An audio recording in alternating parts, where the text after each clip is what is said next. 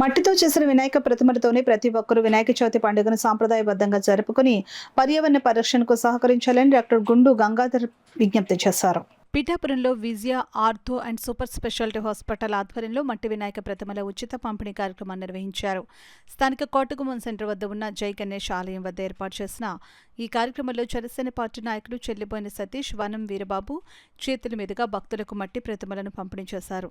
ఈ సందర్భంగా డాక్టర్ గంగాధర్ మీడియాతో మాట్లాడారు. కార్యక్రమంలో జై గణేష్ ఆలయ అర్చకులు మైలవరపు రామకృష్ణాచార్యులు, మైలవరపు అవినాశాచార్యులు, మైలవరపు రామాచార్యులు, గుండు వీరబాబు, బుర్రి చిన్న, మురళి తదితరులు పాల్గొన్నారు.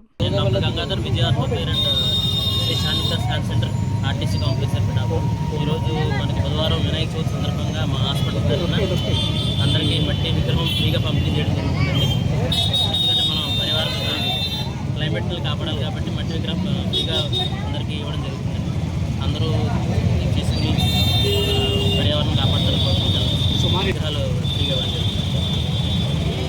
విగ్రహాలు ఇవ్వడం బాగా చెప్పండి, ప్రాముఖ్యత చెప్పాలి. విగ్రహాలు పంపిణీకి ప్రాముఖ్యత ఏమీ లేదండి. మామూలుగా దేవుడికి ఏదో సేవ చేయాలని కోరికతో అలాగా